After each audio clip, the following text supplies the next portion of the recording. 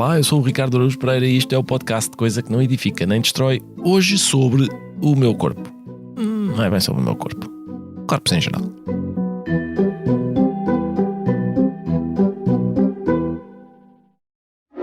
Olá! Então, meus queridos, vamos falar sobre o que é esta semana? Sobre o meu corpo? Só podem estar a brincar, era o que mais faltava. Eu não estou preparada para receber elogios. Até porque quem merece todos os elogios neste programa é a Vorten. Pois claro, a Vorten tem tudo para o vosso corpinho. Cremes de rosto, cremes de mãos, cremes corporais, podem barrar o corpo à vontade. E desporto? Também é importante manterem o corpo em forma. Na Vorten há passadeiras, bicicletas, elípticas, tudo para queimarem aqueles quilinhos extra do Natal. Ou preferem cozinhar? O nosso corpo também precisa de energia, sabem? A Vorten tem todo o tipo de utensílios para vos ajudar com essas receitas. Tudo e mais não sei o quê. Mas vá, não me vou alongar mais, está na hora de esticar o corpo.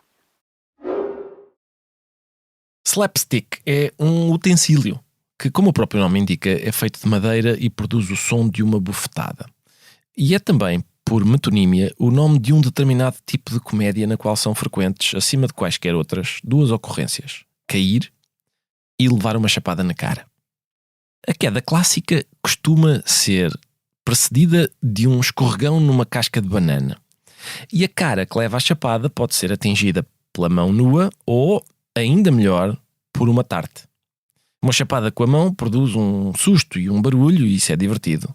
Mas a tarte de nata garante que a humilhação perdura um pouco mais. Pelo menos o tempo que depois leva a limpar.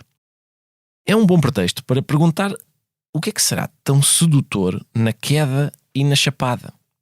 A queda tem conotações religiosas, evidentemente, e por isso talvez seja impossível ver uma casca de banana sem pensar em Adão e Eva.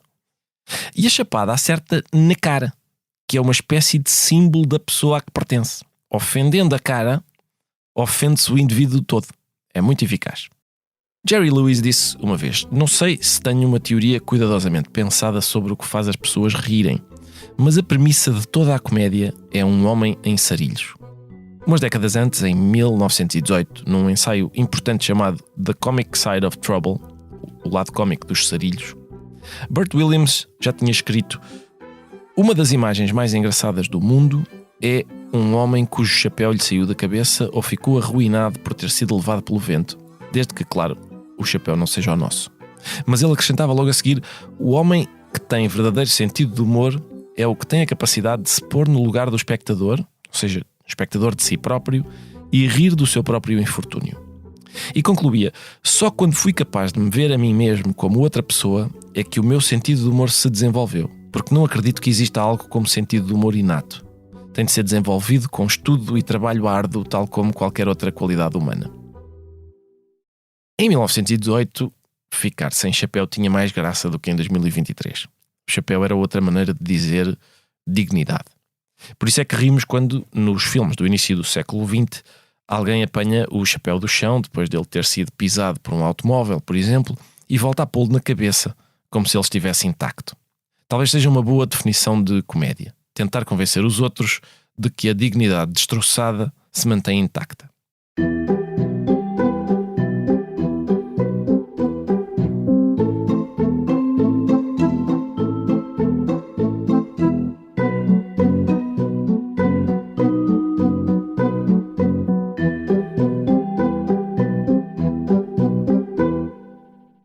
Cair é uma boa maneira de destroçar a dignidade. E é provavelmente por isso que os cómicos caem muitas vezes. Não sei com que frequência Jerry Lewis terá caído, mas a queda que deu no dia 20 de março de 1965, durante uma atuação no The Andy Williams Show, causou-lhe uma lesão da qual nunca mais haveria de recuperar. Dessa vez, a queda foi involuntária. Ele escorregou em água, mas toda a gente pensou que era propositada. Afinal, diz Lewis numa autobiografia, eu tinha passado uns bons 25 anos a cair nos palcos. Num livro chamado La Risa Canibal, o escritor espanhol Andrés Barba faz uma observação interessante sobre o corpo dos cómicos. Diz ele: a vida do cómico nasce precisamente pelo mais elementar, por onde começa qualquer vida humana: aprender a caminhar. E depois faz a lista de cómicos com modos de andar peculiares. Cantinflas, Jacques Tati em O Meu Tio, John Cleese em The Ministry of the Silly Walks, ou Groucho Marx, em quem o modo de andar é, ainda mais do que nos outros, a manifestação de um modo de ser. Cito Andrés Barba. É difícil imaginar uma maneira de andar mais apropriada para a personagem que ele representou durante toda a vida. Furtivo, dialético, elástico, esquivo, mentiroso, constantemente à espreita. Groucho parece mergulhar ao caminhar de uma maneira completamente dissimulada, dando grandes passadas, com o olhar fixo e os ombros encolhidos para surgir subitamente onde deseja materializar-se de maneira inesperada. Groucho não respira enquanto caminha, e o mundo por onde ele se move é um mundo denso, pelo qual é preciso caminhar agachado, escondido como se fosse um predador, ou melhor ainda, como se estivesse permanentemente a fugir da justiça. Groucho tem o andar dos criminosos porque na realidade é um burlão, um embusteiro que tenta confundir os outros com palavras de cujo verdadeiro significado ele mesmo duvida. E quando não consegue, não lhe resta outra opção senão desaparecer, agachar-se e fugir. Fim de citação. Barba registra ainda a quantidade de vezes que o passo cómico parodia o passo militar.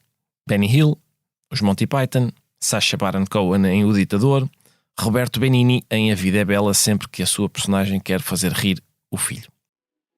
Mas o andar cómico mais célebre de todos é, provavelmente, o de Chaplin. Eu não sei o que é que Chaplin descobriu quando inventou aquele modo de andar, mas é indiscutível que descobriu qualquer coisa extraordinária. Tão extraordinária que levou o mundo à loucura. Havia concursos para premiar o melhor imitador da maneira de andar de Chaplin e havia também, o que é raro quando se trata de maneiras de andar, uma canção de homenagem chamada That Charlie Chaplin Walk. When you see Charlie Chaplin, you can't help but get the habit. First they stumble over both their feet, swing their sticks and then look up and down the street. Fathers, mothers, sisters, brothers, all your wife's relations and a half a dozen others. In London, Paris or New York, everybody does that Charlie Chaplin walk. Mas, para que é que serve andar como quem não sabe andar? Qual é a utilidade de cair? É possível que a obsessão dos cómicos pelo ato de cair revele o desejo de transmitir a seguinte ideia. A queda não é assim tão trágica. A dor não é assim tão assustadora. E o mais interessante talvez seja o facto de essa ideia só se obter através do seguinte paradoxo. Normalmente, os cómicos que exibem as limitações do corpo são os que têm maior habilidade física. A queda mais cómica só está ao alcance do acrobata mais competente. O corpo mais trapalhão tem de ser forçosamente o corpo mais ágil. Todos, ou quase todos os grandes cómicos do cinema mudo tinham feito o seu tirocínio nos espetáculos de vaudeville. Vaudeville, que é um parente americano do nosso teatro de revista. Mais sobre isto após uma curta pausa. Desculpa, posso? É aqui que se vai falar de coisas interessantes. Então eu começo. Hyundai. Que carros! Inovadores, tecnológicos, comprometidos com a sustentabilidade. Posso continuar ou estou a ser chata? Falar dos automóveis Hyundai é entusiasmante. Conduzi-los é ainda melhor. Hyundai é coisa que entusiasma.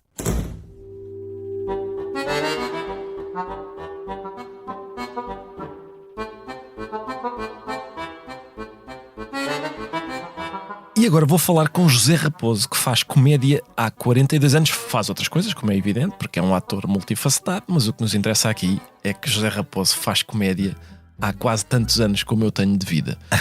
José Raposo, muito obrigado por ter vindo. Não, eu é que agradeço muito, é um prazer. Ora é essa, vai ver que não é. Comece já por dizer uma coisa que eu sei que não és muito afoito a essas coisas, a elogios, não é? Mas comece já a dizer porque que sou um fã incondicional da tua. Isso passa-lhe, vai ver. Não passa porque és um moço muito apreciado e eu sou um dos que apreciam o teu trabalho. Agradeço-lhe imenso, agradeço-lhe por este pequeno embaraço que me causa estar a ouvi-lo. Obrigadíssimo, José Raposo. Mas eu queria saber o seguinte: o meu fascínio é as pessoas que têm o percurso que o José Raposo tem. Boa parte da sua formação foi feita em cima do palco.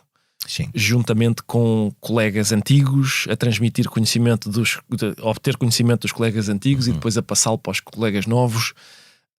Eu lembro-me de uma vez ter ouvido uma entrevista de uma atriz em que ela disse que tinha uma fala apenas, que não produzia gargalhada nenhuma no público, e depois o Armando Cortês chamou-a à parte e disse-lhe: experimenta fazer uma pausa entre aquela palavra e a outra, e a partir daí aquilo produziu uma gargalhada sempre. Sim. E portanto a minha curiosidade é saber basicamente tudo isto, como é que foi a sua formação, a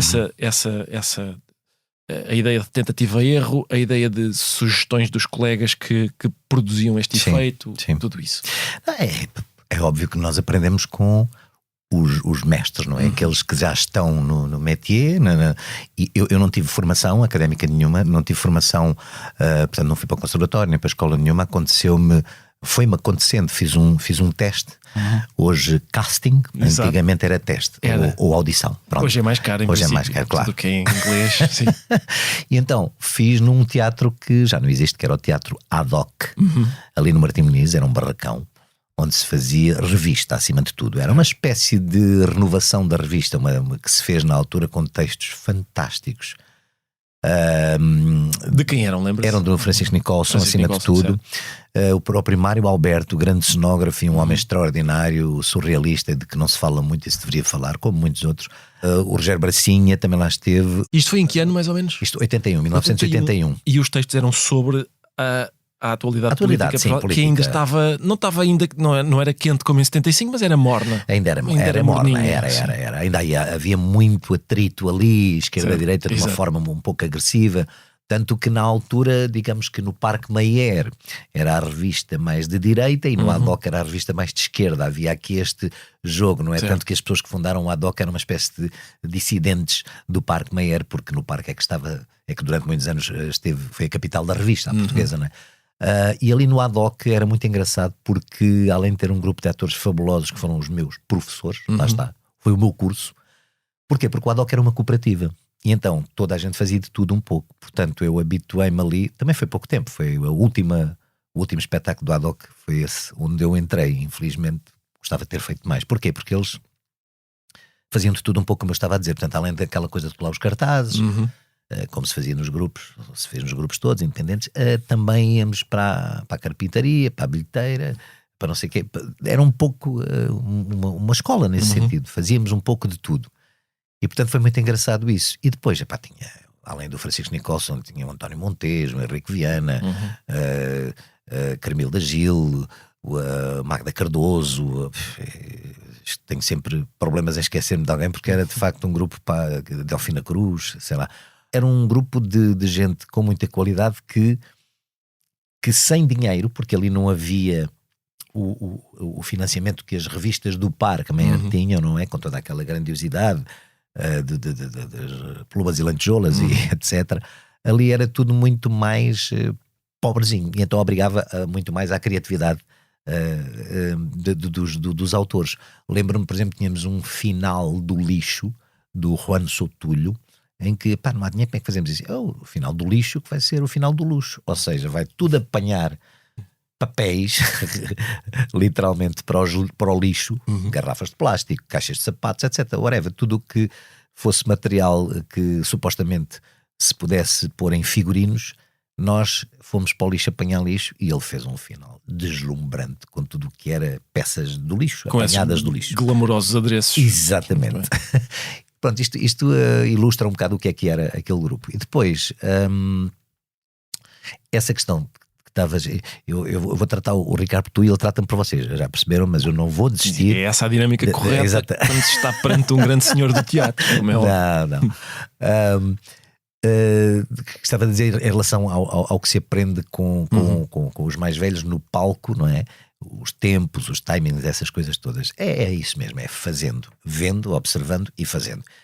Eu tenho uma história, por exemplo, com o Henrique Santana, que foi um dos mestres por onde eu tive a sorte de passar, que numa comédia que se chamava e chama porque está gravada, vá lá, essa gravaram, essa não destruíram, que a RTP destruiu muita coisa de teatro, que é um crime, enfim, isto é outra história, mas eu faço questão de dizer que é criminoso, porque foi património que foi destruído.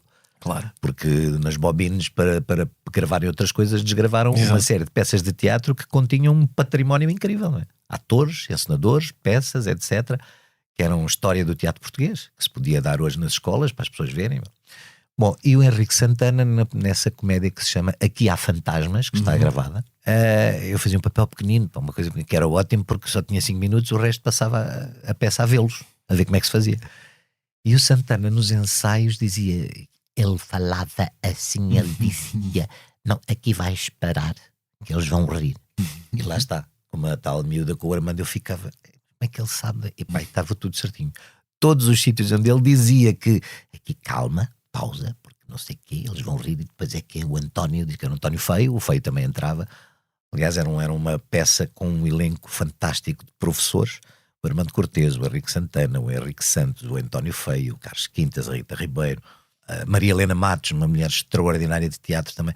Pronto, são estas pessoas que de facto me ensinaram, basicamente. E ele sabia exatamente em que momentos é que tinha desconfiança forte, digamos assim, de que, não só de que o público ia rir ali, como de que era necessário deixar rir. Sim. Não se começa em cima do... Não. Exatamente. Não. Eu estou a fazer neste momento uma comédia, o Trair e Coçar é só começar ali no Casino Lisboa, na Expo, e é uma prova disso, esta peça que já está rodada, estamos há 1 ano em cena, e é isso, quer dizer, eu acho, e tu também fazes muitas vezes coisas em palco, e sabes com certeza desse timing, que é uma coisa óbvia, é intuitiva, se estão a rir não vamos falar por cima, como é lógico, não é?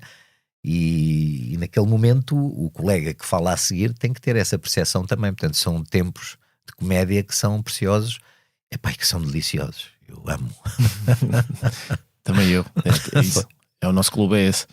A revista é uma espécie de parente dos espetáculos de vaudeville, por exemplo, americanos, e lá havia um número frequente composto por 2 pessoas. Uma delas ele chamou o straight man, que é o tipo, é o padrão junto do qual o outro brilha, ou seja, a personagem excêntrica precisa deste. Se forem 2 personagens excêntricas não tem graça, claro, mas uma personagem excêntrica junto de um straight man, sim. Aliás, eles diziam o seguinte, diz-se que nos espetáculos de vaudeville eles dividiam a bilheteira 60-40 a favor do straight man, por 2 razões. Primeiro, porque era difícil arranjar um bom straight man.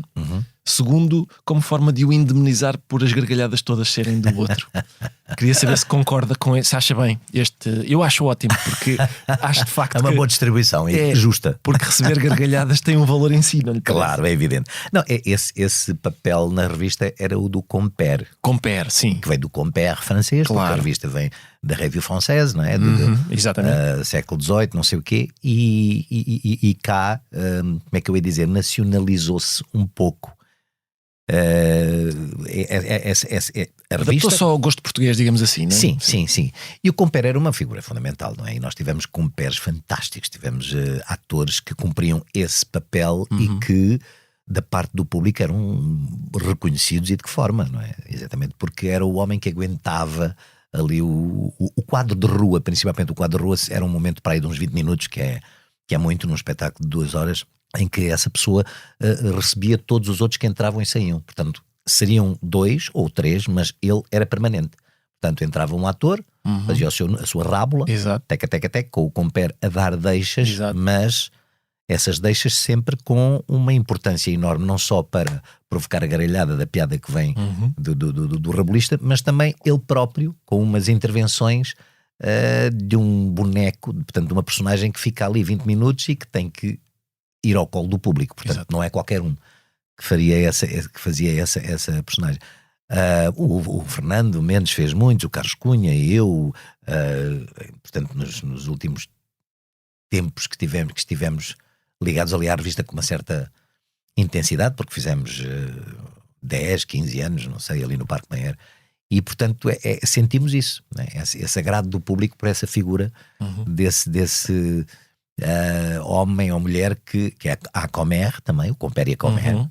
Muitas vezes eram até, aliás, por exemplo, eu contei aqui uma história muito rápida. As histórias às vezes são jornalista e ilustra bem o que é. Atenção, não precisa ser muito rápido, nós temos tempo, é à vontade, Zé Raposo, era o que faltava. Eu vou esmifrar o facto de ter aqui Zé Raposo à frente, pode estar à vontade. Uma história que ilustra um bocado essa história da comperagem, que era eu e a João. A Maria João foi minha mulher, toda a gente sabe, faleceu há relativamente pouco tempo, uma coisa trágica, mas fizemos revista e tínhamos uma cumplicidade grande. E eu fazíamos exatamente essa comparagem, eu e ela, era aproveitar duas figuras da televisão, por acaso. É engraçado isso, porque a televisão ajuda também, ou deveria ajudar as pessoas a irem ao teatro, se fosse mais fomentado nesse sentido. Essa é outra história. Então, a João fazia aquela mulher do Médico de Família, que foi um grande êxito, a empregada, o trailer, não sei o quê, muita gente se lembrará dessa figura, e eu fazia o Senhor Raposo da Pensão Estrela, que foi também uma sitcom que a SIC deu, em que eu era o protagonista, e então pegámos nessas duas figuras e eram essas duas figuras que iam comparar o tal momento do chamado quadro de rua. E portanto, entrava um ator, fazia não sei o que connosco, nós fazíamos a comparagem, ele saía, entrava outro, assim sucessivamente. E havia uma colega nossa, Fátima Severino, que eu adoro, porque tem uma grande pancada naquela cabeça, felizmente, graças a Deus. E a Fátima é daquelas que não tem muito pejo e diz umas coisas de vez em quando que nós ficamos, que toda a gente, o que é que ela disse? Será que disse mesmo isto? Pronto, e ela tinha um número, a Ivone Silva. A Ivone são aqueles números que a Ivone fazia magistralmente com um ritmo louco. Exato. Que não se percebe como é que aquilo é possível. Uma metralhadora fantástica e que o público adorava, porque ela fazia de uma forma muito particular. E então a Fátima Severino tinha um número que era dos comprimidos. Tira o comprimido, mete o comprimido, depois tomei este, uma coisa muito, muito rara. E a Fátima entrou e esqueceu-se e foi para o final do número. E a João puxou atrás, não é? Aquela coisa, espera aí, até porque temos momentos de troca de cenário e tudo, em que tem que se respeitar minimamente aqueles timings, claro. E a João vai atrás, não, mas o que você queria dizer é que... E ela... Não, mas ela fala, a Fátima Severino fala assim, uma coisa. Ela é extraordinária, é um personagem. E de repente. E a Maria João estava a tentar que ela recuperasse o texto que exatamente, não tinha dito. Sim. Mas ela, vocês dão-me a baralhar. Sai de cena, por e simplesmente, com o teatro cheio, e nós os dois, eu e a João. Esta gente maluca saiu, então o que é que a gente faz, pá? Bem, para aguentar a coisa, lá dizemos uma coisa ou outra, mas começámos a ouvir porque tínhamos micros de lapela e portanto ouvia-se tudo. E a Fátima vai ter com o ponto, que é um elemento que existia, e eu faço questão que exista porque eu faço as coisas com auricular, digam-me lá o que disserem. Que serve para lembrar os atores do texto se eles se esquecerem. Não, a mim dizem-me tudo, eu só faço com tudo. Mas é mesmo, neste momento estou a fazer a peça e tenho um auricular e dizem-me o texto todo. Muito e eu bem. Digo maravilhosamente, digo melhor do que se não tivesse ponto nenhum. Isso também é um preconceito. Mas eu estou-me a marimbar para os preconceitos sempre. Portanto, graças a Deus, Nosso Senhor tem-me dado bem. E então... mas o ponto estava ali de ladex, estava de lado, não é? Ali na bambolina, de lado, e dizia, soprava ele. Claro, baixinho e tal. Mas nós ouvimos a conversa toda porque ela vai com o micro e chega lá e diz: Gualdino, mas o que é que se passa? E o ponto a dizer: Fátima, vai para a cena, pá, tu é que falhaste, porque a João não, senhor, desculpa, não falhei nada. E nós ouvimos isto, nós e o público. Exato. Extraordinário. O público pensando com certeza que fazia parte do número. Parte do número, claro. E nós ouvimos isto e ela dizia: Gualdino, não disse, mas ela foi para ali porque e o comprimido. E nós ficámos siderados a olhar, começámos a rir. Entra novamente Fátima Severino para continuar e vai ao meio dos dois. E o mais engraçado de tudo foi nós a rir. E ela olha para mim, olha para a João e diz: pode-se representar. Depois de ter provocado aquela situação. Sim. Bom, é uma história, pronto, engraçada de comparagem, de ponto, mas pronto, é isso o compare. Nós tivemos. Eu gosto de falar dos nomes porque sim, à vontade, porque claro. Apaga-se com muita facilmente neste país os nomes das pessoas. O Eugénio Salvador, que estávamos há bocado em off a falar, foi um grande também jogador do Benfica, exatamente.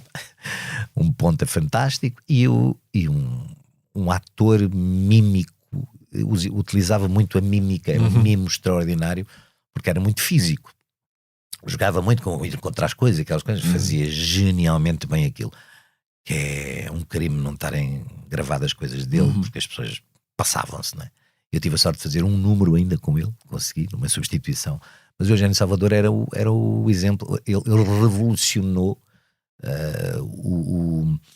o termo de compare, o conceito do compare, porque brincava muito mais exatamente com isso, com o corpo, subia, depois tinha aquelas as chamadas discípulas, mulheres de 2 metros, né? Ele marinhava para ali acima, ele brincava muito com tudo isso, que era um tipo pequenino, franzino, portanto o compare é uma figura extraordinária da revista. O Zé Raposo falou na Ivone Silva e no modo peculiar de representação da Ivone Silva, que era, como é que nós devemos dizer, era extravagante, era... Sim, exuberante. Exatamente, exuberante, é isso, era a palavra que me estava a faltar. Porém, e era um grande êxito junto do público da revista. Sim, sem dúvida. Uma coisa curiosa é, o Raul Solnado tinha, a gente pode dizer que tinha um estilo oposto. No outro dia estava a ver uma coisa da RTP Memória em que ele está a fazer uma rábula numa espécie de talk show e está a fazer a rábula de um cantor. Um cantor de intervenção e não sei o quê. E pergunta-lhe, exato, e pergunta-lhe: o senhor quando é que começou a cantar? E ele responde: terça-feira. É só isto. Outro ator se calhar teria dito: olha, sabe, por acaso é curioso que me esteja a perguntar, porque ele diz só terça-feira. E a casa vem abaixo, como é evidente. Claro. A questão é, o Raul Solnado, com esse estilo diametralmente oposto do da Ivone Silva, também tinha um êxito retumbante. Mesmo os textos da guerra, por exemplo, do Miguel Gila, que ele dizia. É uma coisa curiosa, não sei se tenho uma pergunta para lhe fazer. É só esta.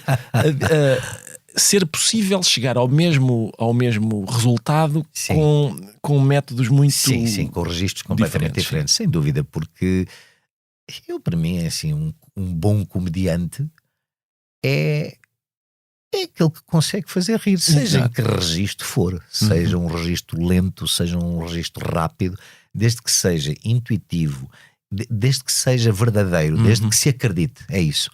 Nós temos é que acreditar, não é, naquilo que nos tempos rápidos ou lentos que aquele ator está a ter, desde que nos faça acreditar de que aquilo que está a dizer tem aquela graça, tem aquela verdade. É uma questão de confiança e de convicção. Sim. E vamos lá ver, é uma questão de talento. Esta coisa nunca se fala nesta palavra, não sei porquê. Ou se tem ou não se tem, as pessoas têm talento. Os meus filhos são os 2 atores e eu e a mãe dizíamos sempre: vocês, tudo bem, são artistas, mas se não têm jeito, esqueçam, é que nós derrubamos-vos já à partida, esqueçam. E eles têm realmente muito talento, é uma maravilha, ainda bem, sou orgulho porque eu gosto muito desta profissão, mas tem que se ter talento para se fazer isto, seja com ritmos mais lentos, mais rápidos, mas é carisma que a pessoa tem ou não, talento, pronto. Que é uma Raul tinha muito talento, a Ivone tinha muito talento e eram completamente diferentes, como tu dizes. Sim, isso é uma coisa quase inexplicável, não é? Essa ideia de carisma, ou seja, porque é que o público adere mais a uma pessoa e não a outra, mas lá está, há uma parte da aprendizagem, Mas a própria aprendizagem, pelo menos, eu falo por mim, eu penso que é natural, ou seja, dentro das nossas características, temos que saber perceber, não é, o que é que podemos sacar daqui e da acolá. Certo. Isso é uma questão de inteligência cénica, digamos assim, em relação ao teatro. Ou seja, eu não estou a olhar para o Salvador, ou para a Ivone, ou para o Armando, ou para o Nico, ou para... a dizer, peraí, vou tirar esta daqui. Não, cada um é o que é. Nós somos seres independentes, não é? E cada um tem as suas características. Agora, temos de ter a inteligência de ir sentindo que, os tempos, isto é que é o tempo da comédia, isto é que, peraí, eles estão a rir, olha, não sei o quê, peraí que eu não ensino nada a ninguém porque nem tenho essa pretensão, nem tenho essa capacidade, porque essa coisa de ensinar, isso não é para todos, para mim não é de certeza. Às vezes vem-me perguntar, é natural, não é?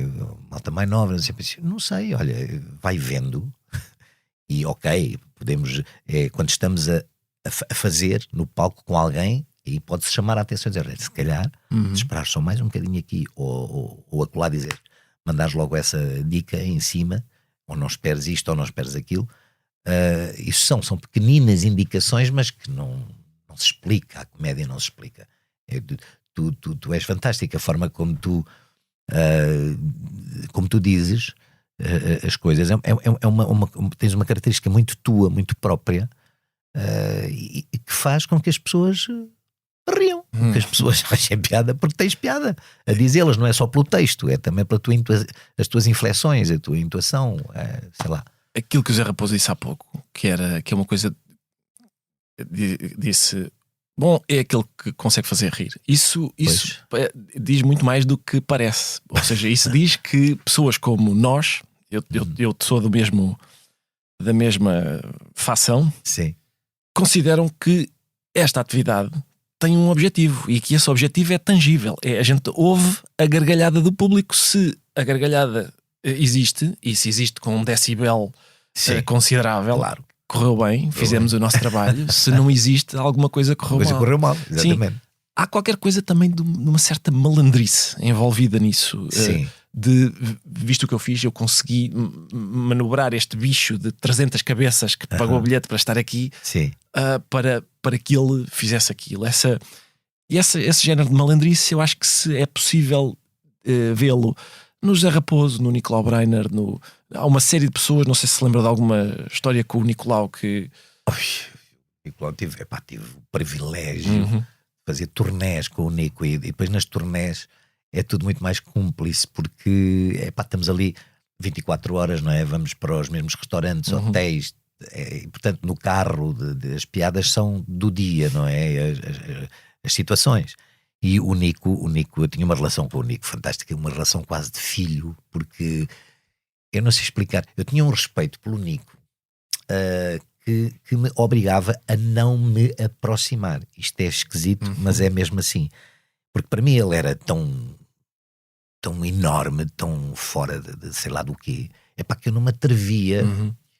É uma coisa que às vezes hoje acontece, que é malta muito nova, e isto não é preconceito nenhum, porque senão vamos àquela conversa. Claro que em todas as gerações há gente genial e gente que não é, isso faz parte, o ser humano é isso, mas hoje em dia perdeu-se um bocado, por culpa dos anteriores que não passaram isso, porque isto tem tudo a ver com legados, é óbvio. Hoje em dia não há um certo não sei se é respeito, se é... O que eu quero dizer é que quando eu estava ao pé do Nicolau, do Armando Cortês, do Henrique Viana, do Canti Castro, da Isabel de Castro, da Maria José, do Otávio de Matos, sei lá, dos mestres, dos tipos mais velhos, que é mesmo assim. Isto é assim. Há uns mais velhos que sabem e os outros não. Eu calava-me. Eu estava ali a ouvir, não é? Na vida e no palco.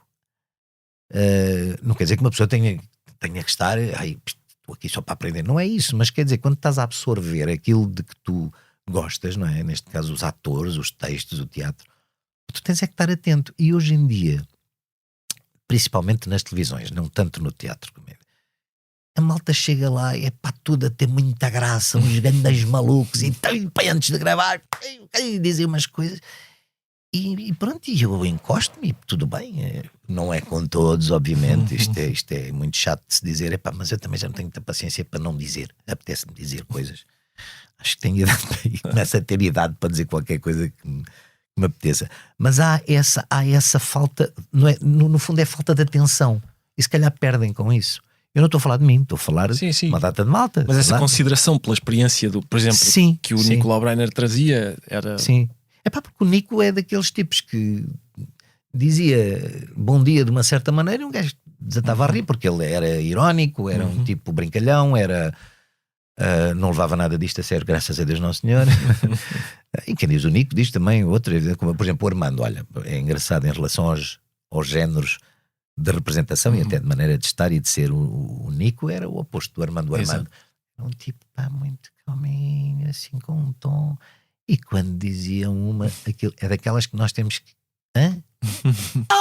passado de uns segundos é que um tipo rebentava. Era extremamente inteligente na abordagem, na graça, no sentido de humor. O Nico também inteligentíssimo, obviamente, mas era um tipo muito, muito rápido, muito estilos diferentes, e que eram geniais os dois, por exemplo. Zé Raposo, muito obrigado por ter aceitado o convite para aqui estar. Eu esclareci muitas dúvidas que tinha, e com esta última parte da conversa o Zé Raposo esclareceu a dúvida que trouxe, que era porque é que eu não estou aqui armado em campeão a tratar o Zé Raposo por tu. É exatamente por causa disto. Não tinha nada a ver com isso. Obrigadíssimo, Zé Raposo. Eu é que agradeço. Obrigado mesmo. Obrigado. Foi o 15º episódio de Coisa que Não Edifica Nem Destrói, um podcast original da SIC, com sonoplastia de João Martins, música de Rodrigo Leão e capa de Vera Tavares, coordenação de Joana Beleza, direção de Daniel Oliveira. Eu sou o Ricardo Araújo Pereira, e no próximo episódio, que é também o último desta temporada e será gravado ao vivo no dia 5 de janeiro no auditório da Reitoria da Universidade Nova de Lisboa, vou discorrer chatamente sobre discorrer chatamente.